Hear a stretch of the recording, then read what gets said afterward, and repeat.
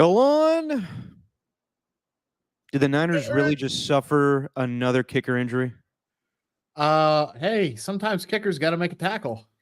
Jesus. Yeah, Niners win the no. game, but Matthew Wright had to be looked at by team doctors, and he went to the locker room before the game ended. Good Lord. I know. I you know what? He played a hell of a game tonight. He really did. He He made did. all three of his field goals. A couple of them were chipped closer. His longest was only 41, but Yeah. he did a really good job. And I know you don't always know what to expect when you get a kicker off the street. So, but yeah, I mean, could you imagine if he's actually hurt? All kickers for the Niners just avoid tackling now. Yeah, don't even get involved. And you know what? I would tell the same to Wisnowski as well as a punter. I'd say, see what the kickers are doing. You also don't do that. Yeah, so we'll see what happens with Matthew Wright there. But Niners win. This is just your post-game show, man, / pre-game show. We'll do a little bit of both. But Niner game just ended. They win 36-24. Yep. Should have been 29-24. Don't know about that Kyle Juszczyk touchdown in the end. You don't think so? I thought Isaac Guerrero, when he busted that run, I was like, he's not going to go down. He's not going to go down. Then I thought he was going to make it there, yeah. Smart player. Smart dude. And then they're running the clock out. There's 2 timeouts left for the Seahawks. And Isaac Guerrero takes like a 1-yard loss. And then Kyle Juszczyk takes the ball up the middle and scores. I thought he could have, fell down. They would have won that game. I mean, they won the game either way, but and the overhit. So everybody's happy about that. I think the overhit regardless, though. It was 29-24 at that point. It would have hit. Yeah. Okay. Well, either way. You don't know. Maybe he's got something in his contract that says X amount of touchdowns this season, and maybe that number. I always say fall down when you're trying to ice the game out. Don't run the score up. I mean, you can run the score up all you want. I'm in favor of running the score up, but the 2 timeouts. Yeah, the smart thing to do is just not score. But whatever. Yeah. Nah. They went in the end. They were on the road to a very similar collapse that they have had already in their divisional games this season. That third quarter was very scary, and they were able to get it out. I harped on it the last time we were on, and you did too. The turnovers had been killing them. Well, they played a really good, clean game from that perspective tonight. Brock Purdy was damn near perfect. I mean, he played a really good game. I know he only had 18 completions, but they only had him throw it 28 times. I thought he was great, 3 touchdowns. But bigger than that, Guerrero's rushing performance, being able to protect the ball, Purdy not turning it over. I don't want to say with a turnover that they lose this game, but it's definitely probably a field goal game if they had 1 turnover this game. So the fact that they had none was really good. Seahawks, on the other hand, had 3. So that was pretty rough. And possibly, depending on how you look at punts, that one that touched the return man's thumb, at least that's what it looked like on the video. That was a bad call. Yeah, and the explanation, I didn't how are you going to tell me that the replay center in New York only has the angle that's available to the broadcast? But even if that's true, it was pretty evident on the broadcast angle that his thumb does hit the ball kind of changes as well. So I got to give credit to the Niners defense. Fred Warner, great job. Really good job creating turnovers. But they played a clean game. And because of that, they were able to finish it out. I think if they had turnovers today, we could be talking about a different story and it wouldn't be fun. Yeah. Niners get the much needed win. They go atop the division again at 3-3. We'll go through the whole game right now, 36-24. And of course, Tacky disagrees with me. Get the TD. All right, you would. I agree with Tacky. Take Garrett Papa. I'm on to you, Tacky. Eat shit. So you agree? You thought Juszczyk should have scored there? Yeah, just do it. I mean, divisional rival. Who cares? Just go for the score. I guess if there was 2 timeouts left, but whatever. But Guerrero went down. If that's the case, Guerrero should have scored.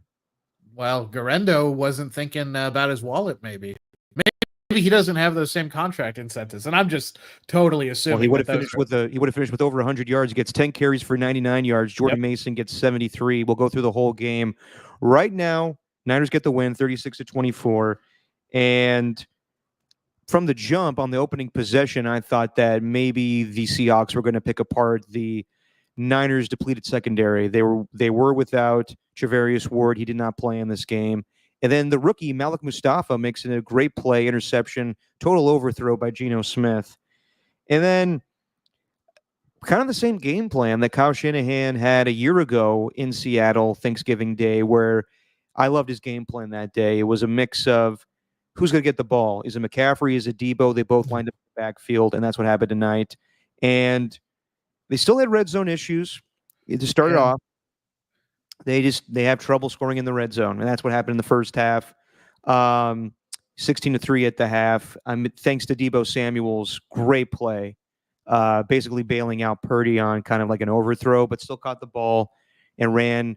I believe, how long was that touchdown? Over 76 yarder. 76 yarder. So yeah, I mean, he was outstanding, and that was the chunk of his yards because they think he went for like 102 or something. I mean, 102, but that play itself was incredible, and I loved. Debo had a good game. They even tried to get him the ball a few times running. Like, I thought he was very effective tonight. Yeah, I mean, Debo Samuel, he is not a traditional wide receiver, but when he has the ball in his hands, he makes spectacular plays. Can't deny that. And then kind of in the second half, things kind of looked like a little bit like last week. Like, oh, shit, is this going to be another game where they have a big lead and then give it away? George Kittle has been their answer in the red zone. 2 touchdowns tonight and got the touchdown to put him up 23-3. Then Laviska Shenault gets the kickoff return, scores, and that kind of flipped things. What really kind of flipped the game, too, was Jordan Mason's injury. He gets hurt right before the first half and lands on his shoulder. And Kyle Shanahan in the halftime report said that he's good to go. He took 1 carry in the second half, and he was done for. That's it. They wanted to keep him healthy. He was on the sideline trying to work that shoulder, but he didn't want to go back in the game, or they just told him to go back in the game. Isaac Guerrero did a good job running the football. I thought that may be their undoing, where they were so focused on running the football in the first half, and then they got away from it. They weren't able to run as effectively, and I thought maybe that could give the Seahawks life. After that, Laviska Shenault touchdown. They score on the Kenneth Walker touchdown. And then after that, that's when they had the muff punt, which should have been a muff punt. It totally hit the Seahawk returner's finger. Yep. Not a good explanation on the replay. Basically, they said they didn't get a good angle, and that's not good enough. You should get all the... Yeah, we saw the same angle. They said they had the broadcast angle, Derek, and so that's the angle that everybody who was watching on Amazon saw too. So if that's the angle Terry McLaurin, sorry to cut you off, but then Terry McLaurin came in and said he was told that they did not have every angle, which is not acceptable if that's the way the replay is going to do things. No, it was, and replay did a pretty good job in the game earlier. I think in the second or third quarter, I believe. It was Brock Purdy was scrambling around and he slung one sidearm. I forget to who it was. And they initially called it a 2-yard reception. And they immediately went to the VAR, video system replay, or whatever they call it, and they overturned it almost immediately. So they were so good in that aspect. But this one, which was like clear as day as well, they not only weren't able to expedite it the way they were on that previous call, they totally blew it. I don't know. I'm glad that the game didn't come down to that, because if it did, that would have been horrendous. No, I didn't like that call. But regardless, it didn't really bite the Niners in the ass. The Seahawks ended up punting on that. And then after that, there was an opportunity for Bosa to come up with a strip sack, but it's rare that Nick Bosa doesn't come up with a turnover there. Geno Smith's able to get out of the sack, but then Geno throws the interception to Renardo Green. And man, give credit to, was he a 3rd-round pick out of Florida State, Renardo Green? Yeah, I think that's right. I think 3rd or 4th. I'd have to look, but he had a great game. Definitely later. He had a great game filling in for Travarius Ward on that interception. DK Metcalf took him to school a little bit of the time, but most of the time, Renardo Green looked like a savvy vet out there. So he handled his own. Getting that interception was huge, and really that's what won the game for the Niners, is the defense coming up with a play there. They get another Kittle touchdown, and then the Isaac Guerrero long run breaks it. Then Juszczyk goes in for a rare touchdown, which I didn't think he needed, but in the end, the Niners get the win 36-24. So now everyone can calm down a little bit. There are some question marks still. Still not getting into the end zone enough, probably in the red zone. What's up with Jordan Mason, his shoulder? Let's find out what's going on with Matthew right now, injured kicker. But filling in for another injured kicker in Jake Moody. But yeah, I thought that the Niners rebounded well in a short week against a division opponent. This is what they needed. Everyone kept saying, this isn't a must win, it's a you better win. And everyone from Steve Young to everybody kind of felt a little bit of tension, a little bit of butt clenching of like, short week going on the road. They got the job done. Brock Purdy still undefeated against the Seattle Seahawks. Yeah, no, and the defense, I thought when they needed, they kind of let off the gas a little bit in the third quarter, but a lot of that is as well as the offense just wasn't doing anything. But no, they took care of business. You did mention at the top of the broadcast here, Derek, about the fact that the red zone offense still isn't really there. It's not fully evolved or complete to where they want it. One of the common trends is the fact that they are just not getting good yardage on first down in those red zone situations. They may be running the ball, maybe getting 2 yards or something like that, and then it's incomplete. And you can look at the drive summaries and see that. And I understand that Kittle's your red zone guy right now, especially with no McCaffrey, but I just feel like there's still other weapons on this team, especially Deebo Samuel, who you can get involved down there near the goal line more often. And I think they just, obviously it helps if they get 3 or 4 yards on those first down runs, and then the third downs aren't as long. But you can't, against better competition, it could be big time trouble settling for field goals when you're at a 3rd and goal from the 7 and you're not able to get it done and you got to settle for a field goal. The real thing is they just miss McCaffrey. He accounted for so much of their red zone touchdowns. And I don't think they're featuring the right guys in the red zone. Obviously Kittle's the right guy, but he's the guy that only gets touchdowns for them in the red zone. They're not going to Juwan Jennings enough in the red zone, in my opinion. He's the only big body receiver they have that could win those jump balls. I don't know why they went to Deebo in a jump ball situation. Anything, Deebo, that's where he should get the end arounds, the jet sweeps. That's where he should be the running back. But I didn't like the jump ball touchdown attempt. But regardless of all that, the red zone issues, they handled adversity, they handled the injuries, they got depth now, I think, at running back. I think that's, with the way that Isaac Guerrero was able to handle his own tonight, I think people can kind of, rest assured that they'll be able to run the football if Jordan Mason's out there, if it's Isaac Guerrero. And we got good news tonight. Albert Breer, before the game, did a report that he believes that Christian McCaffrey's eyeing to return in early November. So doesn't sound like he'll play against the Chiefs or the Cowboys, but maybe early November is when McCaffrey will come back. And everything that we thought, he was injured in preseason training camp. Then they tried to rest it a little bit before the Monday night game. Then he tried to come back against Minnesota, and he hurt it even worse. And Albert Breer pretty much confirmed all that.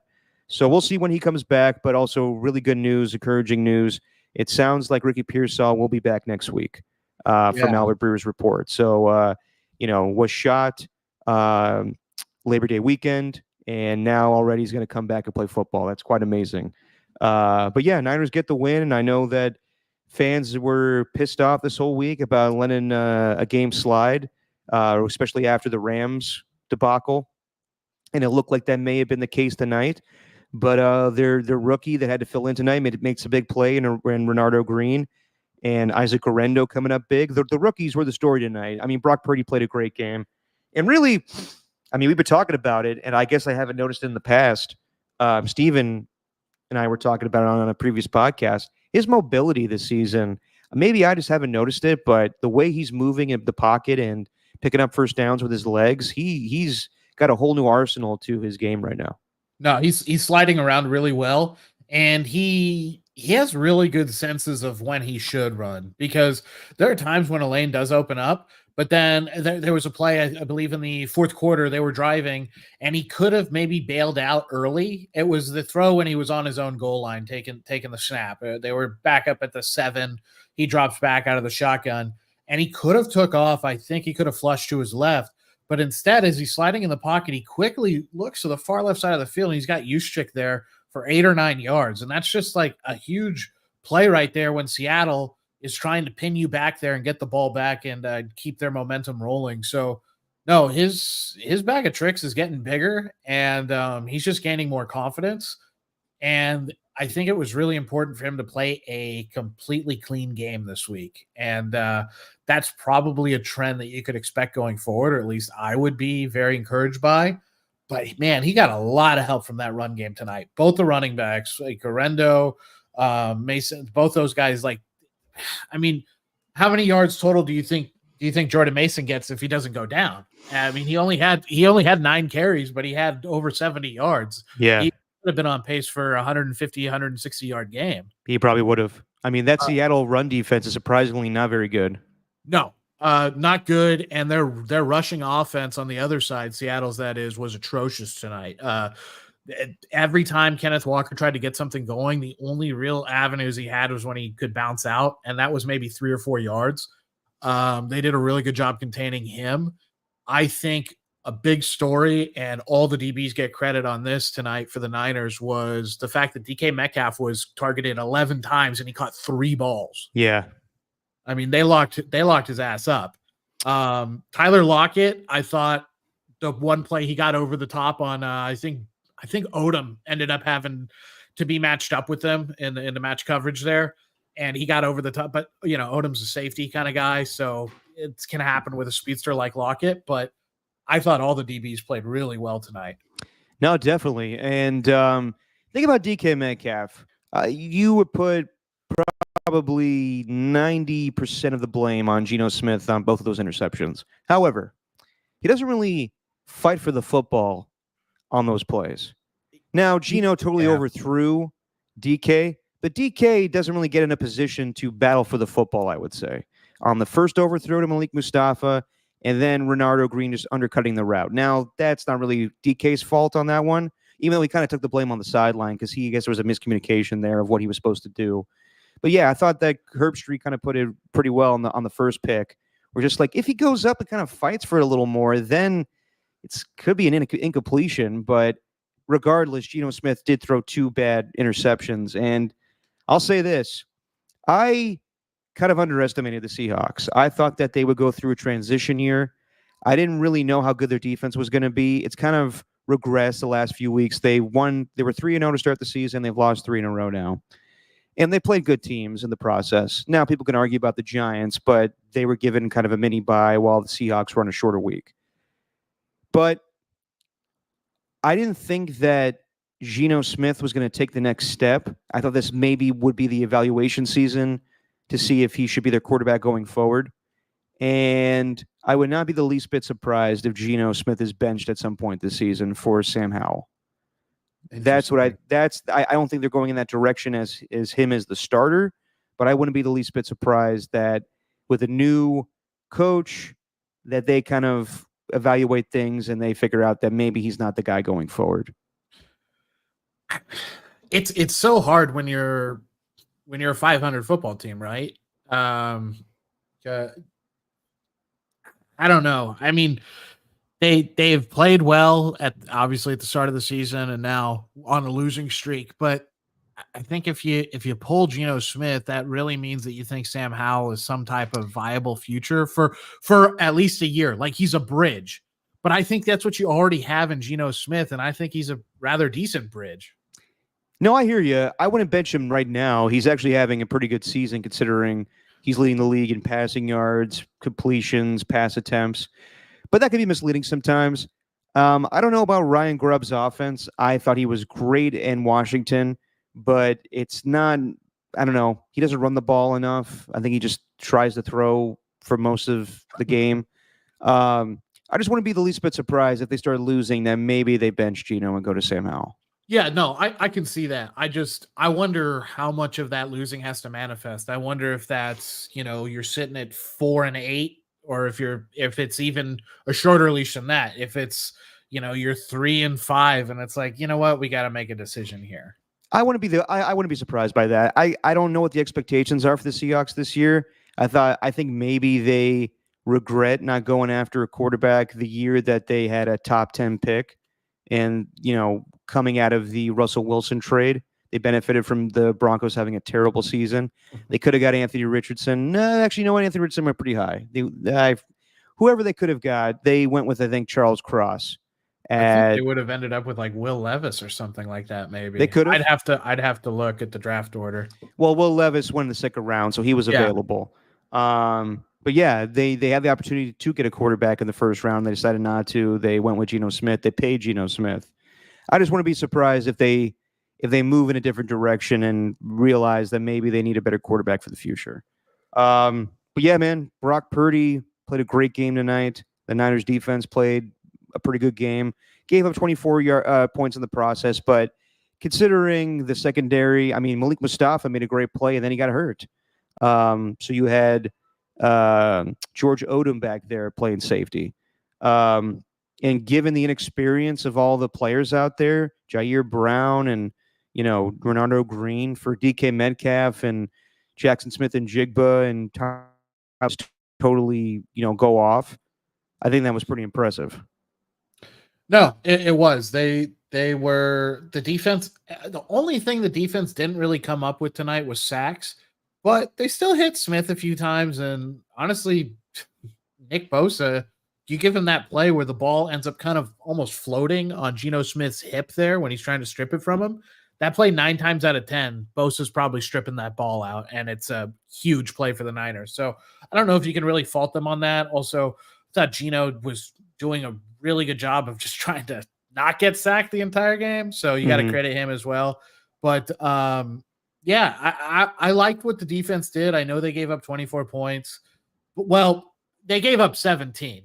The Laviska Shenault return was obviously 96-yard kickoff return, but they played well. They played really well. I don't think there's any way around that. And they did it when they were banged up. What I really wonder going forward is, and it's back on the offensive side of the ball, because I like the defense, especially the first 2 levels of it. I just wonder if they're going to be able to figure out this red zone thing before McCaffrey eventually comes back, because I think they need to figure that out regardless, whether he's there or not. Yeah, no, definitely. And by the way, I guess you can't see me anymore. I'm just a black screen. You're actually frozen on my screen, so I get. I don't know why this keeps doing this. God, this astound internet is not astounding. I'll just stay where I'm at. You can hear my voice. And what pose am I in? You are looking like you're about to say something, like you're in the middle of saying something, but it's pretty good. It's like an action shot of you being a radio guy. Nice. Well, I'll just act like I'm a ventriloquist and just put my words in my frozen mouth. But yeah, no, I think that this is a much needed win. 3-3 right now. They get 10 days to prepare for the Chiefs. However, the Chiefs are going to come off a bye. So, Chiefs might have the upper hand there, and obviously they do in their experience with the Niners. But yeah, they got to figure out their red zone offense. They have 10 days to figure it out against the, not really the high-powered Chiefs right now, but the Mahomes has his way against the Niners. So yeah, good win for the Niners. Everybody can relax. No panic radio tomorrow on KMBR. It's going to be good for a week. They're 3-3. They're atop the division. For now, we'll see what happens with the Arizona Cardinals and Packers this weekend. Your dad probably had a fun time shouting touchdown San Francisco, but he's got to come up with a call for the field goal San Francisco, because that's what's happening way too much for that. I know now, but no, it was good. It was a really good win, well deserved. They were able to make it through some adversity in that second half. Really, I like that when a team is able to basically be in the same situation that they had in previous losses, and this was super evident of that. I mean, it was like carbon copy in some ways of what had happened against the Rams and the Cardinals, and they were able to respond correctly. So that's all that team's leadership. That's Brock Purdy. That's Kyle Shanahan. That's that coaching staff. They had them ready. Going on the road to Seattle, hostile environment, and there were a lot of Niner fans there tonight. You could hear them coming through the TV, so they showed out as well. But yeah, there's not really too much to critique. It's except for that red zone offense and keeping your kickers safe. But yeah, they're going to keep getting healthy, and I would expect them to get better. when they do eventually, you brought up the Chiefs, Derek, when they do eventually play the Chiefs, I don't know how indicative that game's going to be of what either team really is. Like, I think the Niners could go into that game and dominate. If they do, I don't know if that really tells me who the Chiefs are, and I think it just tells me that the Niners are a good team. I guess that game we'll find out more about the Niners than we do about the Chiefs, is what I'm saying. Yeah. Well, we'll see in 10 days. But yeah, like I said, Niners get out the schneid. And they pull away. Had a big lead, 23-3, and then end up winning that game 36-24. Ernie, too, just sent me a picture of what I look like. It looks like I'm about to sing a song, a deep song. Yes. You look, it's an action shot, man. Honestly, you should take that picture and see if you can put it on a billboard somewhere. I don't think anybody would want that billboard alone.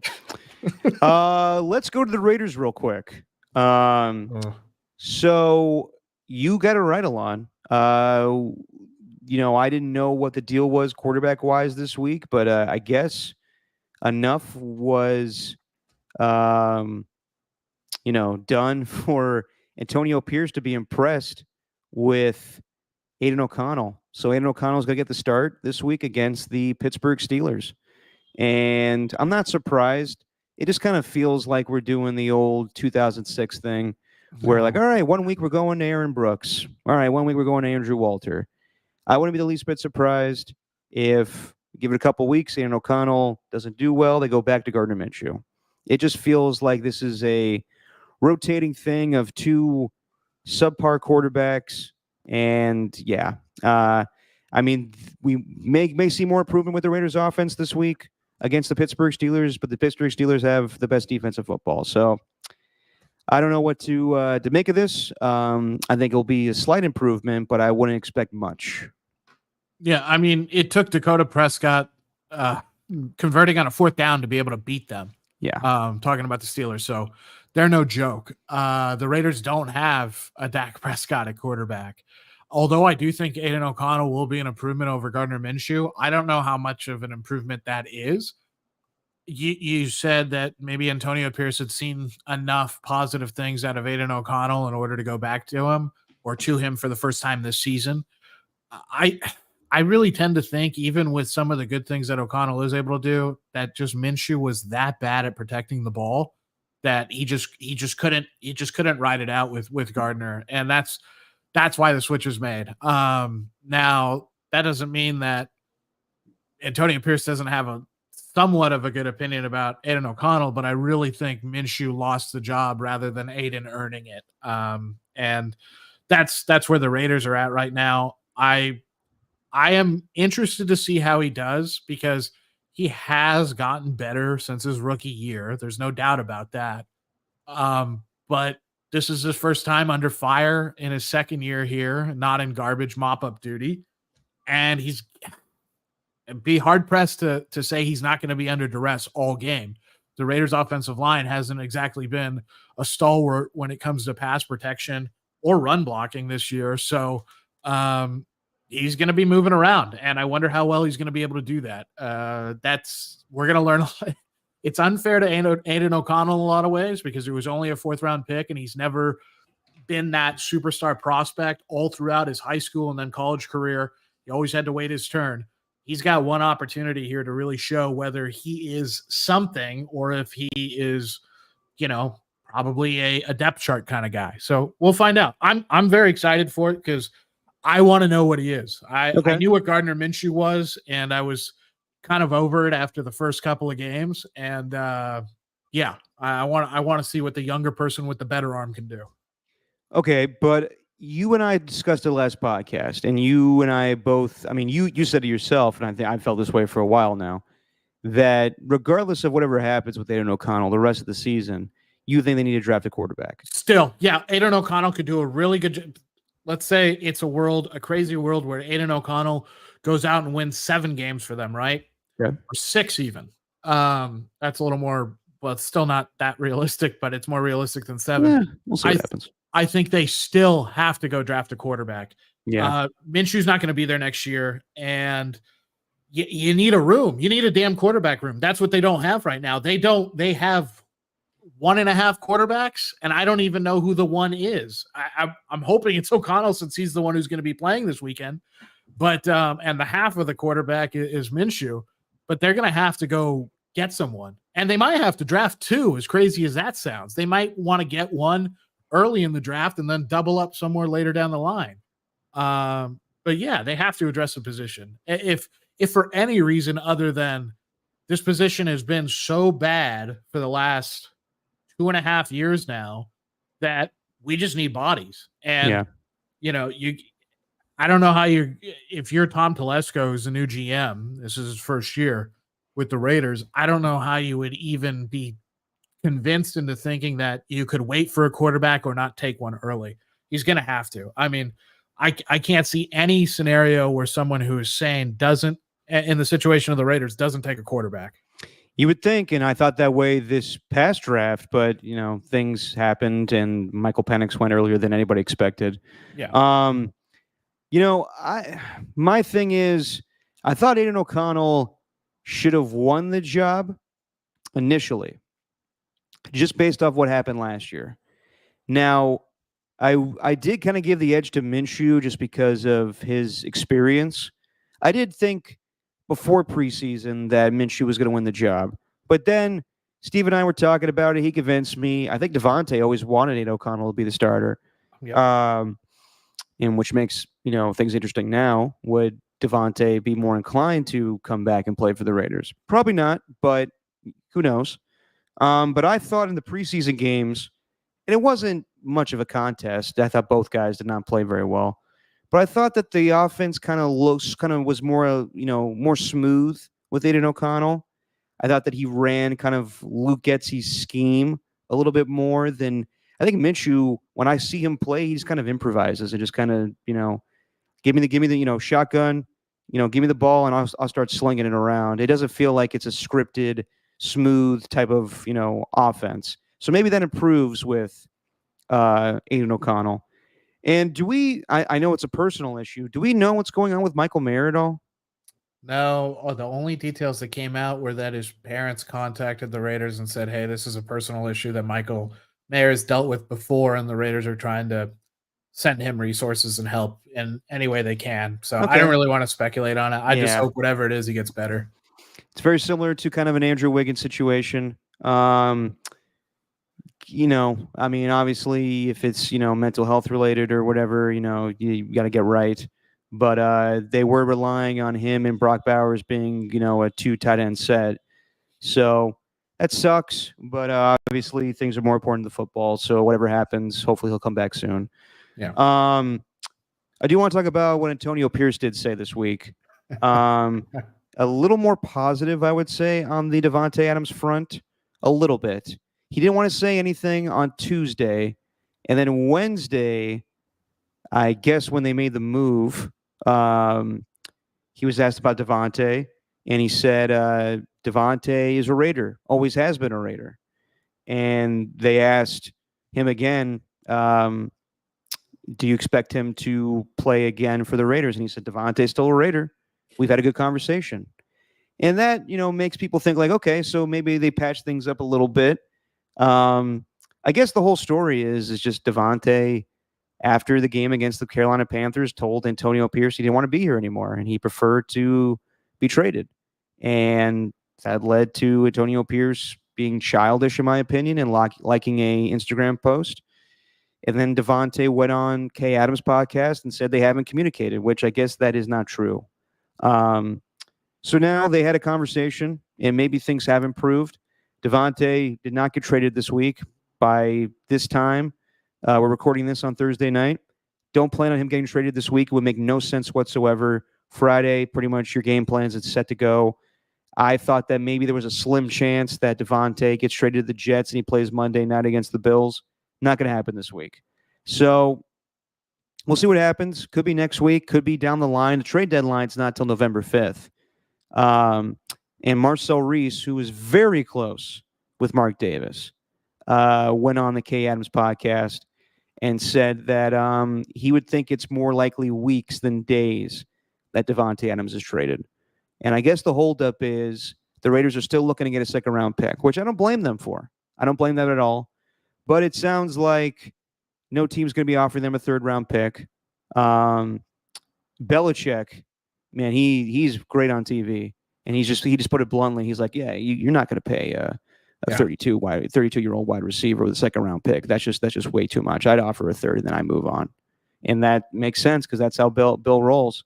I guess the Bills are also kind of sneaky in conversations with that. I mean, if he went to the Bills, that's a perfect fit. I think that makes more sense than the Jets. And maybe Devontae's looking at, the Saints. Derek Carr's out with the oblique injury. And the Jets just fired Robert Saleh. And maybe he wants to see how both teams play to get an idea. Like, if I'm going to join these guys, can they at least win a game without me until I join them? So I don't know right now. I thought that, this past week that I thought that the trade was imminent. That's what it seemed like everybody was talking about. And then things have slowed down. Maybe that has to do with Robert Saleh getting fired. Maybe that has to do with Derek Carr getting injured. But I don't think this happens as quickly as we thought. No. At first, it seemed very imminent, especially after the whole conversation of, neither Pierce or Adams said they had talked to each other. And that may have been true when Adams' last appearance with on the Up and Adams podcast was, or Up and Adam, whatever the hell it's called, when he said, I haven't had any contact. And that could have been true at the time. And maybe it's true now that they have had contact. But either way, you're right, Derek. If he went to the Bills, that would be like a match made in heaven for all parties involved. And there's some other great things about Davante Adams going to play with the Bills. The weather's not going to bother him late in the season. The dude played in Green Bay. Exactly. So you got all these other factors that just make him work instantly with the Bills. Josh Allen, I think, would be able to make a connection with him really quick. And Davante Adams is pretty good at coming back to the quarterback and scramble drills too as well. But and Josh Allen has no issues throwing the ball deep. He'll throw it 10 times at Davante Adams and wouldn't even care. All that being said, I think there is a chance that, my opinion on both New York, so the Jets and the Saints, they're not quite dumpster fires, but there's someone near a garbage can with a book of matches and some gasoline. They're ready to light it on fire. Neither of those situations looks very attractive right now. The Jets, for obvious reasons, with Saleh, and the Saints, I would say because of their coaching staff in general, as well as the Derek Carr injury. So, this could get dragged out all the way to November 4th, November 5th even. But my big question is are the Raiders so rigid on what they want that unless that deal that they want appears, that basically they'll just say, sorry, you're under contract and we'll cut you at the end of the season, basically hurting ourselves by doing that. If you're the Raiders, you're hurting yourself by doing that, but we're just going to be so damn stubborn and you can either play or we'll sit your ass. And that's the end of it. I wonder if there's an element of that going on. I don't think that's a good way to operate. I don't think it's good for the player. I don't think it's good for the organization, but it definitely seems like where all of this, it's imminent. That is definitely cooled down. And I guess in a lot of ways you can thank the Jets for firing Robert Saleh for that even cooling down in the first place. And maybe some scheduling with the fact that the Steelers are going to play the Raiders this weekend. So that kind of throws a little bit of a monkey wrench in as well. It was almost like you had the perfect storm for him to get traded. And then you got the perfect storm for the trade not to happen for at least a week. Yeah, the Steelers are an option. I guess there's some rumors going around with George Pickens, the way he handled himself in that game against the Cowboys, just ripping the dude's face mask and then kind of not really owning up to it, kind of just, saying like, it is what it is. I did what I did to the media. There are rumors about Devontae with the Steelers, but yeah, Tacky asks us down here in the chat, and I don't know if I could pull this up if it comes through. Hey, it does come through. You just can't hear my camera. What do you guys set the likelihood at that Devontae finishes the year in Vegas? Very low, I would say. We heard it one-sided from Antonio Pierce, and he kind of doesn't tell the whole truth. So I haven't heard anything that Devontae wants to stay. So, and I'm with you, Alon. I think at some point he has to heal from that hamstring, and they're not just going to be like, all right, well, keep sitting out. It's like, no, either you play for us or you don't. And they're not going to cut him, but they'll do a deal to get him out of there because it does no good for him to be paid $900K each week to just not play. So they better get some value on that. I mean, a third round pick, you kind of hope it for a little bit more. There's no way, and Techie asked, there's no way they would trade him to the Kansas City Chiefs. No possible way in hell. That's not happening. That would be bad business. That would be not a smart thing to do. So yeah, I think that we'll find out next week. They said that Devontae should heal from that hamstring pretty soon here. So yeah, I think that something's going to happen eventually. I do not see him playing again for the Raiders. If I was setting the odds, I would say there's about a 15% chance. And that might be a little generous, but 15% chance that he finishes the year as a Raider. That doesn't mean that he'll play. It just means that he'll still be under contract and part of the organization. I want to clarify that.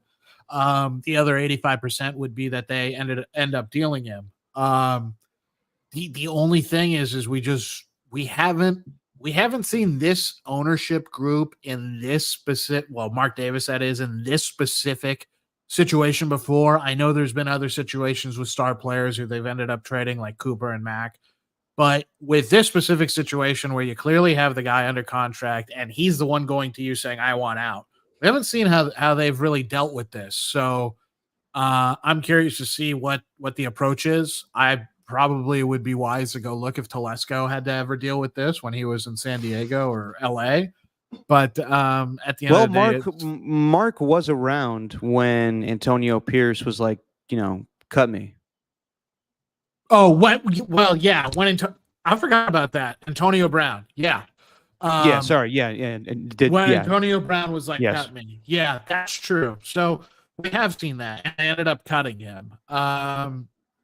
So yeah, maybe that's what they can't do that, but they let him go. In this case, they have an opportunity to let someone go and get some assets back. So my mistake. I completely forgot about the whole AB thing. But, all good. Yeah, I mean, it was such a memorable time. But I don't know. I think there's a very small percentage chance that he stays. I don't know if that means he plays. I would assume that it means he stays and doesn't play, which is horrible for both him and the Raiders. At the same time, there's got to be a team out there, and the Bills just almost make too much sense. They might be one piece away from winning a Super Bowl, and that piece might be Devontae Adams. So, yeah, but at this point in time, I don't even know if the Jets are going to make a serious offer. So that's the thing. Yeah. It seems like they're the only team really doing that right now, and I'm sure they're offering a third-round pick. And another thing that's kind of interesting in, a potential trade with the Jets is Devontae Adams is familiar with Nathaniel Hackett. That is the guy that, was the offensive coordinator with the Packers, even though it was Matt LaFleur calling the plays. But that's, Aaron Rodgers' buddy. Nathaniel Hackett will not be calling plays anymore for the Jets.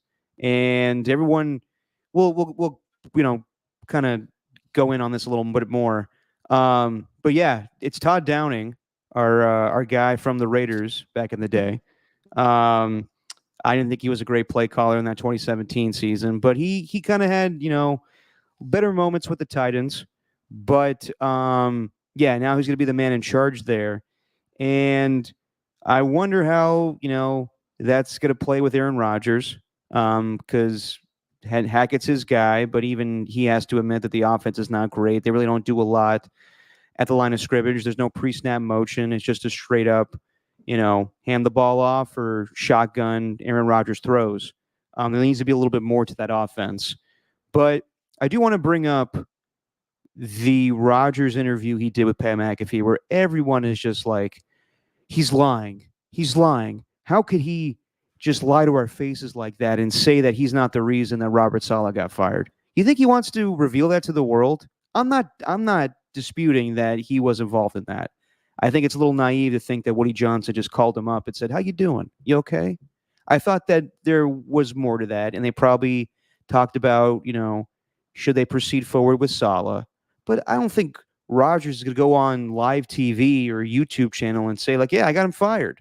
Come on, like Yeah. everyone's like, "Oh my god, like this guy is ridiculous." He says some ridiculous shit. Don't get me wrong, but like, what is he supposed to say? Like, you think did Magic Johnson come out and admit to the world that he got Paul Westhead fired? Has LeBron ever admitted that he got Darvin Ham fired or anybody else? So Or I think Blatt. everyone needs. What's that? Or Blatt. Yeah, or any of the coaches that have been casualties to the LeBron era. Like, come on. I think that we're getting angry at Rodgers for the wrong reasons there, and I think that people were like, well, he was going to fire Nathaniel Hackett, so he went to Woody Johnson and got Saleh fired. No, because they demoted Hackett already, so I don't think that he would have, made that call because he loves his buddy so much. No, I think like he insults our intelligence, where Rodgers is like, I don't have that type of power to get Saleh fired. Yeah, you do. I mean, he had enough power to get Hackett hired and Randall Cobb and Alan Lazard and all his buddies come over to the Jets. He definitely has that power. But I didn't expect him to admit to the world that he got Saleh fired. I think that's ridiculous to expect that. No, and it would have been a weird. I mean, just the optics of it alone. How does that even look to his own team, especially the ones in there who probably still like Robert Saleh?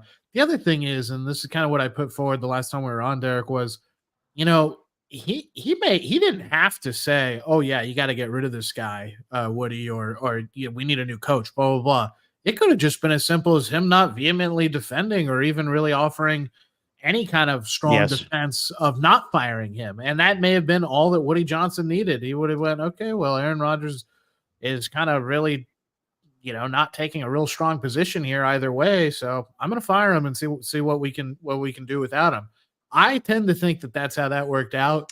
I don't know if we'll ever find out, but to act like, at the same time, for Rodgers to go on air and be like, and I don't even know if he's doing it like in a trolly kind of way, like if he thinks he's being coy and funny about it, but I don't think that's really a funny thing to joke about if that's what he was doing either. And he's not convincing anybody that he has no input, but I do have in my gut, I do feel that he probably just didn't have Saleh's back in terms of defending the want to keep him. And that was probably all Woody Johnson needed to fire him. Yeah, the way that I think it went down is Woody called up Rodgers and he asked him how he thinks the season has gone so far. And he probably says like, "Yeah, I think we're disappointed. I'm disappointed in this and disappointed in that." And he probably asked about the preparation each week and asked if it's to Rodgers' expectations. And I think Rodgers could simply just said no. Something that simple could make him believe that it's time to move on from Saleh. I don't think that Rodgers went out of his way to say to Woody Johnson he needs to go. But yes, I think that he didn't give him a ringing endorsement on a report card. Yeah. But like for him to like go on there and be like, I'm appalled that anyone would think that I got Robert Saleh fired. All right. Like that's the part where I think it's a little ridiculous. Like, come on. There's optics. That's how people perceive things. But I to expect like he's going to tell the truth there, I think is ridiculous too. Yeah, he's because what is he supposed to say? If the answer is yes, I'm the Axeman. Oh shit, you don't want him coming out and saying that. Yeah. And at the same time, the answer can't be completely no. Just look at the two guys' contracts. How much was Robert Saleh making, and how much did they invest in Aaron Rodgers? Obviously, who has more power based on that. So, weird situation. Totally weird. Their season is this whole Rodgers experience. If they have a sub 500, well, they can't go 500 anymore. If they don't win at least 9 games this year with him, this is going to be really looked at as, man, what a blunder signing him. I don't know if that's how it's going to go. You would assume they fix things, but we talked about this, Derek. They can't protect him. They can't. And I still don't blame them for going for it. It's just, it hasn't gone well. And they, They were expecting this to be already year 2 of this, and last year, I mean, yeah, that was the most hyped up team I've seen in a long time, and then just boom, it all went away. So yeah, we'll see what happens. They're playing Monday night against the Buffalo Bills. I don't think Devontae Adams is playing for either team in that game, so we'll see what happens to Devontae after the fact. Do you think that game, Derek, has any? I mean, Devontae is going to be traded by the Raiders. Devontae is not going to trade himself per se. Right. But do you think the winner of that game? Do you think there's any element of Devontae Adams sweepstakes to it? The winner of that game has an edge in getting Devontae Adams. It might be the loser of that game has an edge of getting Devontae Adams. Interesting. Because of the better pick. Not necessarily. No, it's just because who's more desperate after that game. Okay. After Josh Allen goes 9 for 30, it's pretty clear that he needs a little more help. Now, I thought that the offensive scheme the first 3 weeks of the year was perfect for Josh Allen, and he didn't need anybody. But for whatever reason, they've gone away from the 2 tight end set, and the Ravens and Texans just totally confused the hell out of them. And they don't have James Cook's been out of practice, I think, the last couple of days. So we'll see if he goes for the Bills. And if he's not there, I mean, that's been their running game. That's been kind of their passing game a little bit too, dumping down to him. So, yeah, we'll see. We're going to pick games here too, and you'll see who I pick. But yeah, I think that I don't think anything's really set in stone when it comes to Devontae. I think that even if the Jets lose, I think that they still could be desperate. Like, hey, we're 2-4 now. We gotta make this move now. We have to improve the offense, but the offensive line needs to block for Rodgers as well. Before we go any further, Alon, it's time to own up to the bet. Real quick about the Bills. No. Real quick. All right. I will, but they have a player that I think is talented that they're underutilizing this season. Keon Coleman? Mr. Dalton Kincaid. Yes. He's super talented, and he had like 2 catches against Houston. It's unexcusable or inexcusable. Yeah, and the one he got was a big play. Yep. All right, so Alon owes 2 hot sauce punishments, and what he's done tonight is he's gotten some habanero hot sauce. Yes, and put it on some Triscuits. Yes. Ugh, that sounds awful. I tried to make it awful, but not gross. So I thought this was a good kind of compromise there. Well, you only need to eat 2 Triscuits. So go ahead, Alon. Go ahead and eat those habanero sauced Triscuits. And let me know how you feel.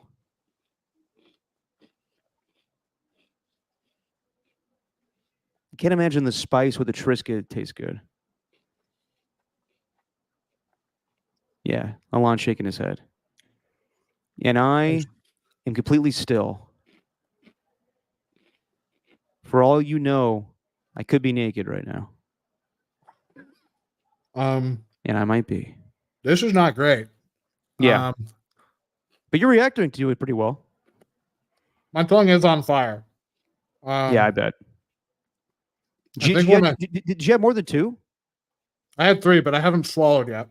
Oh yeah, go ahead and swallow. That might do you in here. It's always when you swallow. Now it's burning my throat. Yep, that's what happens. You're good, Alon. You're good. All right, Triscuits and habanero sauce. How you feeling? Oh, he needs water. All right. You doing okay? Yeah, hot? Okay. Like sweet because it's habanero, but then it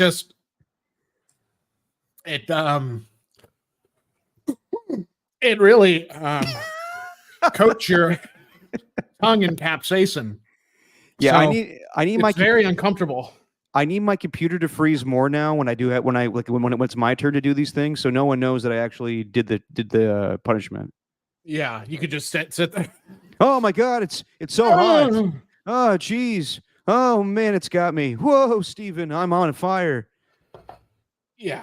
So yeah, let's go on to the next topic here. Okay. All right. Before we do that, we got some big time college football games coming up this weekend. I just want to get your opinion on Texas and Oklahoma and Ohio State, Oregon, Alon. What do you think about these two games? I hate Oregon. I don't like them. See, this is the other thing I don't like about the hot sauce. I feel like it makes you get the truth out very fast and very bluntly. Yeah. So I'm not even going to be nice about Oregon. I think Dan Lanning's a good coach. You're not a Dylan Gabriel guy. I'm not. I think Ohio State should beat him. Dylan Gabriel, fine quarterback, but I'm not confident in him. I don't think he's as good as Bo Nix was. I will say Dan Lanning, though, very good coach. Yeah. He's built that team kind of in the mold of an SEC team. On the other side, Red River, bang, bang. I like Texas. Oklahoma had trouble against Auburn. Yeah. And Texas, far superior team. Texas, best team in the country, in my opinion. Really? Right now, yeah. I mean, I still think they haven't played anybody. They haven't. This will be a good challenge. But, I like that we've been able to see them without Quinn Ewers, what they'll look like in the future with Archie Manning, or Arch Manning, excuse me. And I think they're too dynamic for Oklahoma to keep up with. Man, when Alon gets some hot sauce in him, he turns into Joe Lacob. I don't like Dylan Gabriel, but I like Dan Lanning. I think that Texas wins. Don't like Oklahoma. Do you like the 14.5 that Texas is getting though? That's the thing. I think Texas wins, but I don't like that 14.5. I think if they really are the best team in the country, which I think they are right now, they should be able to win that game by at least 2 touchdowns. Okay. All right. Well, on the other side, as much as I want Ohio State or think they should win, there's Ryan Day is not the best coach in big games. So yeah, Oregon could beat them, but I think Ohio State is a much more dangerous team. Yeah, I think Ohio State gets that one though. Yeah. I don't really know does Ryan Day dye that beard, you think? Oh, yeah, he's got to be gray. He does. Yeah, I mean, yeah, like I didn't like it that Saleh did that. Like, I feel bad for Saleh, but never really. I mean, like he had a great beard, but he totally dyed his beard. And sometimes you just call it the gray, my friend. Touch of gray never hurt anybody. Got to go with the Joe Thornton look. It's all perfectly colored and then just gray down the Speaking middle. of which, Sharks debut tonight. Macklin Celebrini gets the first goal of the Sharks season. That's got to feel good for Mike Greer. Yes. Yes. Paying off. Even though we have a Sharks pool, and if I had the first overall pick, so we have a Sharks pool of who gets the first goal every week. We have a draft and everything, and KNBR. Oh. And Marcus Boucher of the morning show picked Celebrini second overall. I picked Will Smith, but yeah, he gets the cash. Yeah, well, so both the young guys had to come out and show out. Yes, actually, who got the second goal? Because I think the Sharks are beating these. Oh, they're up 4-1. Wow, jeez, what a season makes. what I mean, they were terrible a year ago. Now they're beating the St. Louis Blues. So I don't know if they're good or not. So who scored tonight? It's been Celebrini, Tyler Toffoli, Zutterland, and Barkley Goodrow. Hey, it's my best Dan Rusanowski. Scar. All right, should we pick these games? Yeah, but one second here, not to fine go promoting someone else's podcast, but speaking of Dan Rusanowski, since you brought him up, if you want to see a good interview, go check out our friends Cody Elias and Alexander Scott. Yep. On their Forgotten Sports podcast, and they had an interview with Dan Rusanowski. Yes, I'm glad you brought that up because we always like to promote other people's podcasts on this podcast. Yeah, shout out to our friends, Cody Elias and Alexander Scott, who's filled in on this fine show, Forgotten Sports podcast. And yes, they had Dan Rusanowski on. I'm repeating everything you just said. It's a great podcast. I haven't listened to it myself, but they're my buddies and they're friends of yours as well. So yeah, good to get that out there. Yeah, it was good stuff. All right. Let's pick some of these week 6 games in something that Once I figure out where the fuck the songs are. There we go. All right. Let's do a little something we call wins or wings. All right. Lower the music a little bit. All right, Alon. I am up 2-1.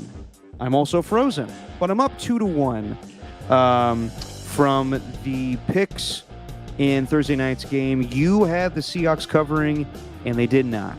So I'm up 2-1. Got the Niners winning, and got the laying the points with the Niners. All right, so let's go through this in our Week 6 picks. Starting in merry old London, the Jacksonville Jaguars make their annual trip to London to take on the Chicago Bears, who are 1-point favorites. The over-under is 44.5. Who do you like, Alon? I loved what Trevor Lawrence did in the previous week. I don't know how sustainable it is for them, though. I think he's going to be up and down against Chicago. I think Chicago is going to cover, which means they're going to win. And I like the over in the game. I think Caleb Williams is primed to have maybe his best game of the season.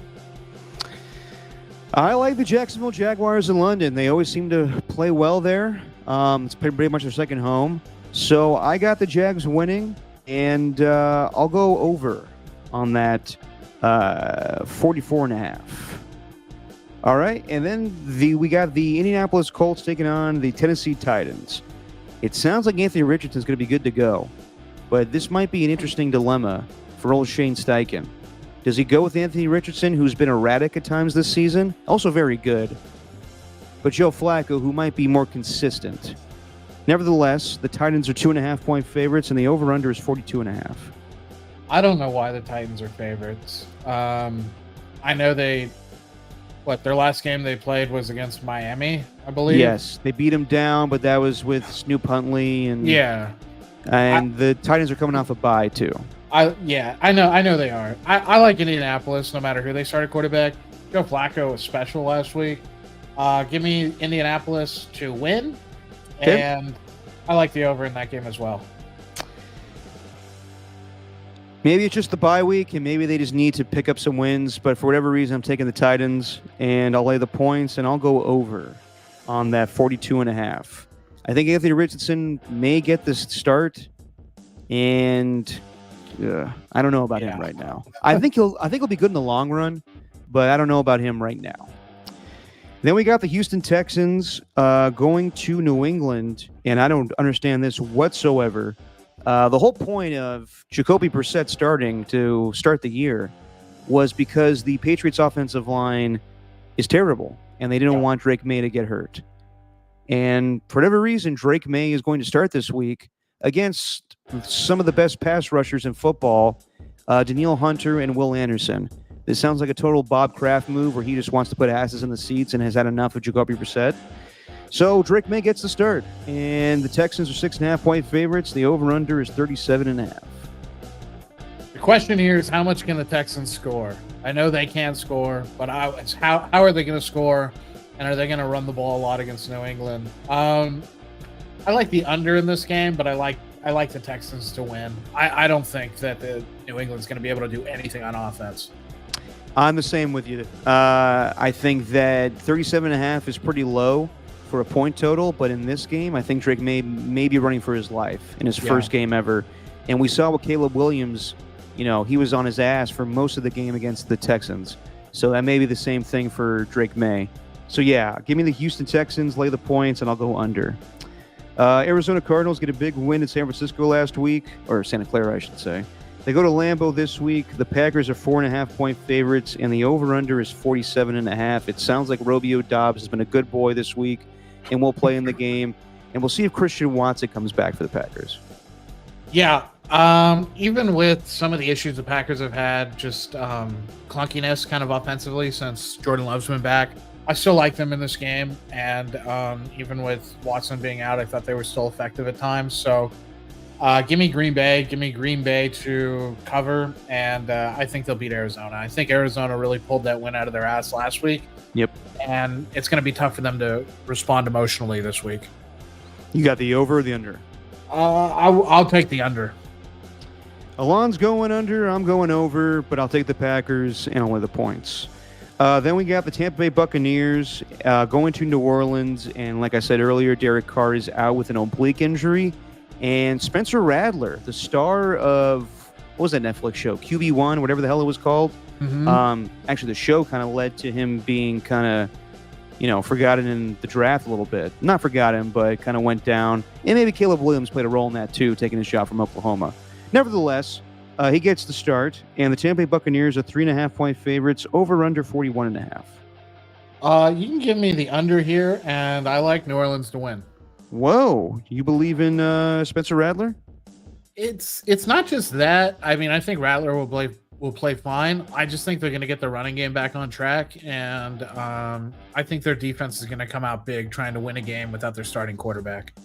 I'm with you there. I think the defense picks it up a notch against the Buccaneers, but I think the Buccaneers get this win. I'll lay the points with them, but I'll go under on that 41.5.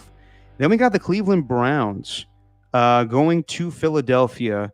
The Eagles coming off the bye. They signed Devin White in the offseason, and now they didn't play him the entire year, and they cut him. I don't know what the deal is there. Just not a scheme fit, whatever the reason is. But they got all their guys back. Devontae Smith's going to play in this game, it sounds like. A.J. Brown and Lane Johnson. And the Eagles are 9.5-point favorites over the Browns, over under 42.5. This game goes over, and Philly covers. I don't know how the Browns could win this game. Yeah, I think that Sirianni gets the guys going this week. A good bye week. They beat up on the Browns. The pass rush gets to Deshaun Watson. Funny, though, Nick Sirianni was asked straight up, with Robert Saleh getting fired, do you think you could be fired too? And he was like, I don't think about that, but that's the type of shit that happens in this league sometimes. I think the Eagles get right this week, but I want to put that out of the realm of possibilities as well. I think the Eagles win. I think they win big. Then we got a very interesting Do you think it goes over, though? Yes, I do. I think it goes over. I think the Eagles rout them. Yeah. Yeah. And, Browns, eventually... You know what's funny? Is people expect Aaron Rodgers to tell the truth, and then, people expect Kevin Stefanski to tell the truth, too, when they're like, so any plans to change the quarterbacks at all with Deshaun Watson? He's like, nope, we're going with Deshaun Watson. And then somebody's like, so is it you making the call or is it ownership making the call? And then Stefanski doesn't answer in yes or no's. He's just like, well, we make a collective, decision on that one. And it's like, of course, the owner is holding these guys hostage with forcing Deshaun Watson on them. Poorly phrased by me. Anyway, Washington against the Baltimore Ravens. This is an interesting matchup because Jaden Daniels has been compared to Lamar Jackson. Right or wrong, I think they're both similar type of quarterbacks, but doing it very differently. Lamar Jackson's, an established guy, and right now Jaden Daniels might be your early rookie of the year. But both offenses are humming right now. Baltimore is favored by 6.5. The over/under 51.5. Yeah. I think this game goes under, and I like the home teams a lot this week. Give me Baltimore. Give me Baltimore to cover. I think they win by a touchdown, and give me the under. I like the exact same thing. I think that the Ravens defense struggled last week, and their pass defense has not been good at all this season. But I think that they put the clamps on Terry McLaurin, and they forced Jaden Daniels to run around a little bit. They blitz him. I think this is the first week you might see Jaden Daniels struggle. Then we got, this is sexy, the Atlanta Falcons taking on the Carolina Panthers. And Andy Dalton gets a start again. Don't know when we'll see Bryce Young again. But the Falcons have had 10 days to prepare. 6-point favorites, 46.5. I will take the under here, but Atlanta covers. I got Atlanta winning the game, and I'll lay the points with them as well. But I think this goes over. I think the offense is starting to hum a little bit. I think they put some points up on Carolina. Gotcha. Then we got a very interesting matchup. The Los Angeles Chargers coming off their bye, going to Denver. Jim Harbaugh versus Sean Payton. The Chargers are 3-point favorites, and the over/under is a whopping 35.5. So bad. It's so low. It's that number. You just got to go. I actually think that it's going to be over that number, but I do like the Chargers to go in there. That's one of the few road teams I expect this week to go in and win the game and cover. And you're taking the over? Yes. I'm taking the over as well. Call me crazy, though. I think the Broncos win. I think they got something going right now. And Sean Payton's got that team motivated, playing well. Bo Nix and him fighting on the sidelines, but it doesn't matter. They're winning. He called him, did you see the press conference where Sean Payton was like, yeah, Bo Nix has got kind of like a Ferris Bueller thing going on. And everybody's like, what do you mean by that? He's like, yeah, mischievous. I really don't know how to put the right term on it. I didn't see that, but I guess he's funny and goofy. I don't know. That's interesting. Thank God he really didn't go like in depth with that comparison, because he could have been like, yeah, he's kind of like Matthew Broderick, just running over people in Ireland and too soon. Anyway, I thought you were gonna say he's more like Ferris Bueller, doesn't show up when he's supposed to and is playing hooky. So yeah, I don't know. John Payton's an interesting fellow right now. He's trying to right the ship in Denver. I think Los Angeles and especially Justin Herbert are primed for something big, and hopefully they do it against a divisional opponent for their sake. I will say, man, I'm looking at Herbert's stat total this year. He has not thrown for more than 200 yards this season. They have a freaking Ferrari and they're driving at 5 miles an hour down the road. Yeah, that may have to change. I know that the offense is predicated on the running game, but I think the most he's thrown for this season is 179. You can't tell me that Greg Roman, their OC, doesn't have any passing plays in his playbook. It just can't be. Yeah, that's got to change eventually. Then we got the Pittsburgh Steelers taking on the Las Vegas Raiders, and these two teams play each other a lot.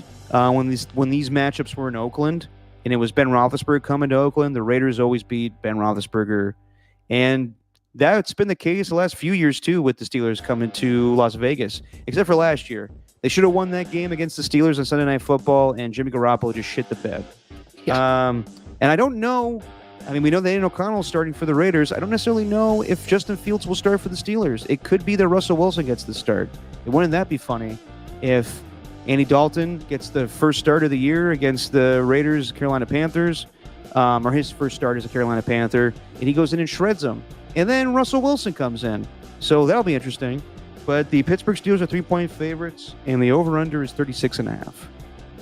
I like the over in this game. I think the Raiders score 3 touchdowns with Aiden O'Connell at the controls. And I think Pittsburgh gets around the 3 touchdown mark as well. Damn. But you know who I'm picking to win the game? Raiders. I know. You always do. So give me some over action. Give me some Raiders. And have a fun week in Las Vegas. Yeah, you know what? I don't know why. Steelers have a really good defense. Don't know who's playing quarterback for the Steelers. They are the better team, but for whatever reason, the Raiders always have the upper hand against the Steelers in Las Vegas or Oakland. So with that, I'm feeling pretty nicey with the Raiders, man. I'm taking the Raiders to win. Yeah, it's because you're sick, Derek, like me. Yeah, I know. I know. Believe me, there are weeks where I know the Raiders will lose, like last week. I just didn't think they were going to beat the Broncos. This week, for whatever reason, I think they got it. I think they're going to win the game. Then we got a very good matchup here. The Detroit Lions going to Dallas to get vengeance on the game last year. Remember this game last year, Alon? Yep. Stupid play. Not stupid play. A stupid call in the game. The Lions go for 2. I forget the offensive lineman, but the referee didn't see him report as eligible. It was a 2-point play. They would have gone up 21-20, and they call the penalty. And then, stupidly, Dan Campbell goes for it again, and that was a sign of things to come in the NFC Championship game. Yeah. But Dallas Cowboys come away with that victory, and now the Lions are back in town. They're 3-point favorites, and the over-under is 52.5. I like the under in this game, and I give me the home team. Give me Dallas. Give me Dallas to win the game outright. I think the Cowboys off the bye week get their vengeance. Or sorry, I think the Lions off the bye week get their vengeance. And I think the Lions are a better team. I think that they got this offense going now. Maybe got to see a little bit more from the defense. But yeah, I like the Lions. Lay the points, and I'll go over on that 52.5. Gotcha. And then the Sunday night game, and this is a hell of a Sunday night game. Maybe it's just New York, but good God. You got the 1-4 Bengals taking on the 2-3 Giants. The Bengals are 3.5-point favorites, and the over/under is 47.5. If the Bengals can play this much defense, right? Just a little bit. Yeah, just a little bit. They should be able to cover this number, and they should be able to hit the over in this game. That's just how much they score. I think the Giants will be able to score some points as well, but I don't know how Cincinnati can't blow this game. If they lose against the Giants and don't go in there and put on an offensive performance and cover, the season's over for them. Yeah. So their backs are against the wall, and they actually have the players to make a run, at least on one side of the field. So give me Cincinnati to cover, and give me the over.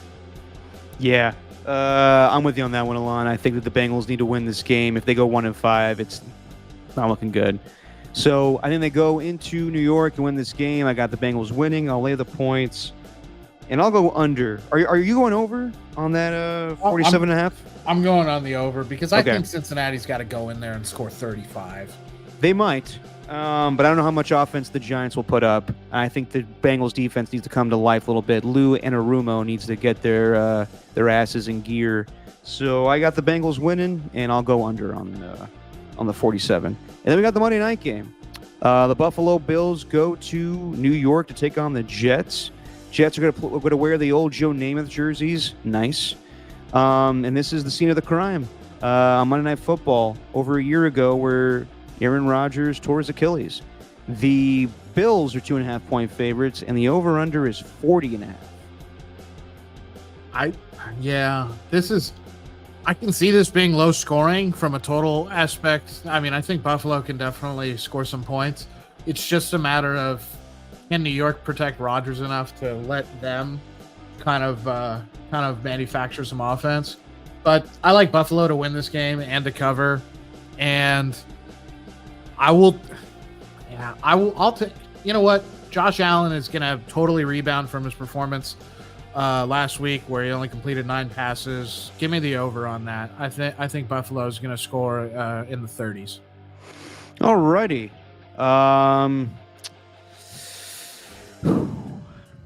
to think of who needs this game more.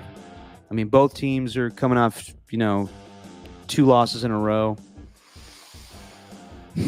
I mean, don't the Jets kind of need it more in a way from the firing the coach aspect? Yeah, I mean, and it might be that this team plays up to the new coach, Jeff Ulbrich, and Todd Downing gets something new in the offensive scheme. So with that, and I don't know if James Cook's going to play, and Josh Allen kind of struggles against this Jets defense, I'll go with the Jets, and I'll take the over. Gotcha. Okay. So there you go. Those are our picks. And I'm still frozen. Yeah, you are. I think we both had a good amount of home teams this week. Yeah, we did. Yeah, I'm trying to think of which road I took the Bucks, Atlanta, Jacksonville, and Detroit. I mean, let's be real. Jacksonville's home. Jacksonville's home, and their owner They're definitely London's wants team. that to be. Yeah, they are London's team, but yeah, it's a good slate this week, and a lot of teams are gonna either separate themselves from being middle of the pack or kind of see their seasons, kind of what the future holds for them. Yeah, and a good college slate as well this weekend, like with the 2 games we talked about. And then baseball playoffs. We got a game 5 tomorrow between the Padres and Dodgers. Winner advances, loser goes home. The Yankees advance tonight. We got a game 4 for the Guardians and the Tigers. Yeah. So I think that one's tomorrow. No, I mean game 4 happened today. So the Guardians, my bad. Yeah, they won 5-4. So it's coming down to the pivotal game 5. Oh, game 5. Okay, and that's going on Saturday. That sounds right to me. It's not tomorrow. Yeah, because they have to go back to Cleveland. Correct. Yeah, so baseball playoffs have been pretty interesting as well. All right, everybody, that's going to do it for tonight. Niners get the win. Everybody relax. They lead the division now, 3-3, and we'll see how things go for them next week when they take on the Kansas City Chiefs. We'll see about injuries and whatnot. Jordan Mason left the game with the shoulder injury, did not return when he took one carry in the third quarter. And then their new kicker, Matthew Wright, gets hurt. Jesus. We'll see what happens with that, too. Alon, thank you as always. Thanks to everybody in the chat tonight. I will unfreeze myself. I know I've been just a mannequin for the last hour and a half. I apologize. This Wi-Fi is screwy, but I don't think it's my Wi-Fi. I think it's my camera. For whatever reason, it's doing this lately. Don't like it, Alon. Don't like it at all. Not great. But everybody in the chat tonight, thank you to Ernie1, Ernie2, Tacky, who's fake Derek Papa. You can't tell me otherwise. And our guy AJ Cruz. We'll see you guys on Tuesday when we recap all of week 6. Until then, Alon, say what we say on this show. Hey, it's just your opinion, man.